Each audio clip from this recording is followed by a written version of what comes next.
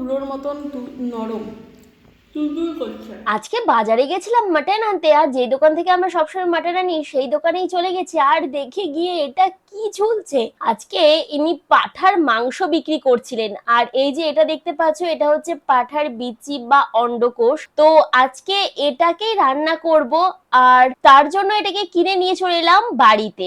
বাড়িতে এসে দেখো এবার এটাকে কাটার পালা, সাথে কিছুটা মাংস রয়েছে সেটাকে বার করে নিতে হবে, আর এই দুটো জিনিসকে আলাদা করে নিতে হবে। আর সাথে এই যে লম্বা মতন ঝুলছে এটা কি বলো তো, আমি আর বলছি না, থাক বাজে কথা বলতে নেই।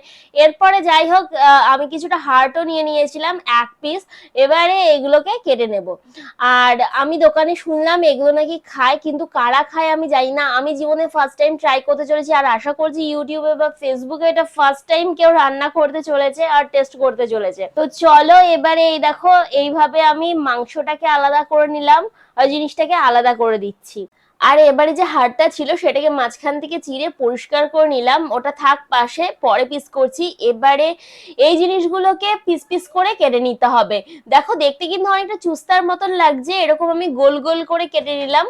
তোমরা এই পাঠার হার্ট বা এই জিনিসটা কি কেউ এর আগে খেয়েছো? অবশ্যই কমেন্টস করে জানিও। দেখো আমার পিস করে কাটা হয়ে গেছে। এবার সাইডে যে এক্সট্রা অংশটা লেগেছিল সেটাকে বাদ দিয়ে দিচ্ছি, কারণ ওই জায়গাটা দেখতে অনেকটা নোংরা লাগছিল।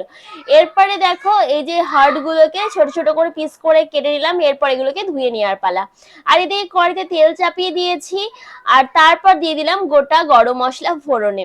গোটা গরম মশলা লাল হয়ে এলে দিয়ে দিলাম পেঁয়াজ কুচি আর অনেকটা পরিমাণে লবণ দিয়ে ভালোভাবে পেঁয়াজগুলোকে ভেজে নিচ্ছি। আর পেঁয়াজগুলো দেখো কেমন ব্রাউন কালার হয়ে ভাজা হয়ে গেছে। এবারে দিয়ে দিলাম আদা রসুন লঙ্কা বাটা, সাথে দিয়ে দিলাম টমেটো বাটা।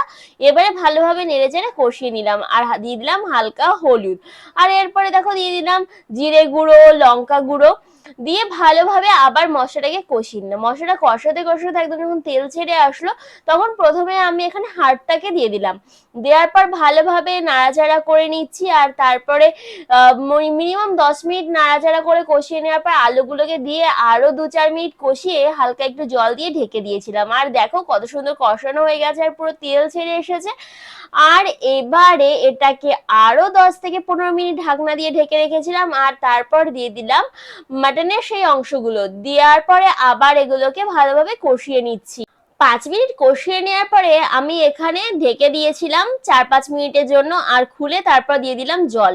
দেখো আমি তো ভেবেছিলাম গলে যাবে, কিন্তু না, এখানে কোনো জিনিসটাই গলেনি। আর তারপর জল দিয়ে আবার সুন্দর করে কষিয়ে নিয়েছি, আর দেখো কালারটা কত সুন্দর এসছে।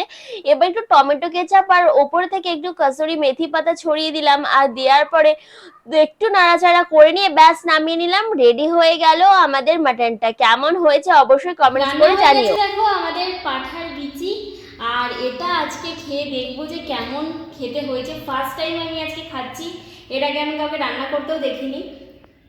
এই দেখো দেখতে একটা চুস্তার মতন হয়েছে, আমি কেটে নিয়েছি, তবে এটা কিন্তু খুব নরম।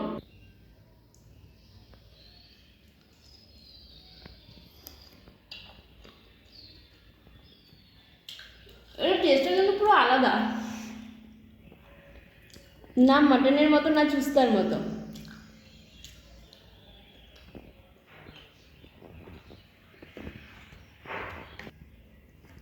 একটু গ্রেভি নিয়ে নিই, সাথে একটু আলুও দিয়েছি আমি, দেখলে একটু আলু দিয়ে। এটা হচ্ছে চর্বি।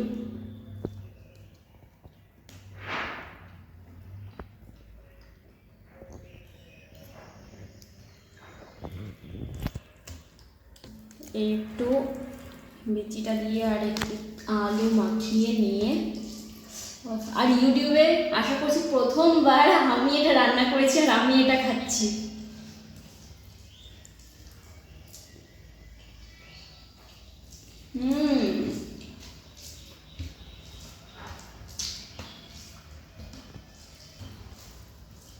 মারাত্মক হয়েছে, মারাত্মক।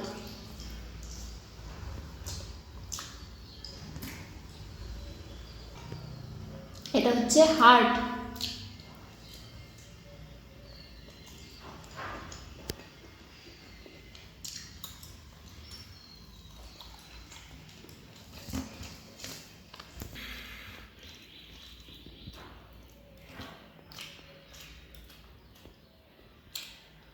দেখো কতটা নরম, ধরতে না ধরতে দেখো।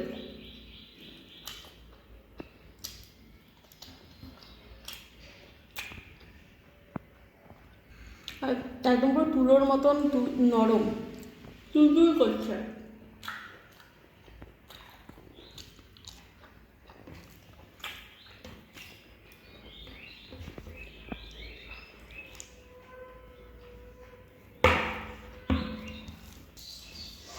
আর গ্রেভির টেস্টটা একদম ফাটাফাটি হয়েছে।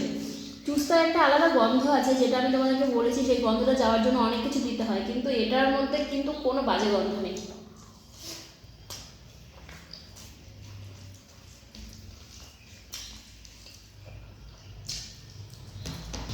তোমরা কারা কারা পাঠার বিচি খেয়েছো আমার আগে অবশ্যই কমেন্টস করো, তার কারণ দোকানদার বলেছে যে এটা নাকি ফেলে দেয় না ওরা, এটা বিক্রি হয়।